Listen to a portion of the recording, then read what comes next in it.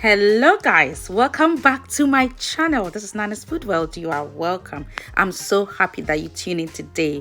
It's a very simple recipe today. We are doing Hasselback potatoes. It's so delicious and very easy to do. So come along with me and let's do this. If you're new here, you are welcome. This is where we do lovely recipes. If you are already a subscriber, thank you for coming back. So let's get started. It's a very easy recipe. I've washed the potatoes really nicely, wash it very well, okay? And just to cut it very thinly, I'm using this spoon to do it so that I won't cut through to the end, okay? You can use whichever you prefer, but this is an easier way to do it. So I just put it there. As you can see, cut it really nicely. That's all that you can do. And then the next bit is to just spray it with olive oil, okay? Be generous with the olive oil so that it will be nice and crispy on the outside. I tell you, it's so delicious. Try this recipe.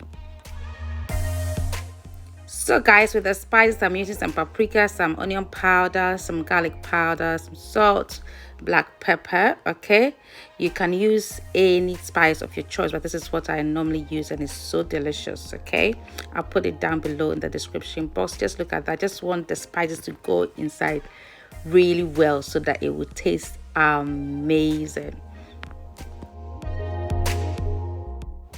So guys, as you can see, it's lovely done. I'm going to put that into the oven at 180 degrees Celsius until it's nice and crispy and cooked and delicious. I tell you, you're going to love this.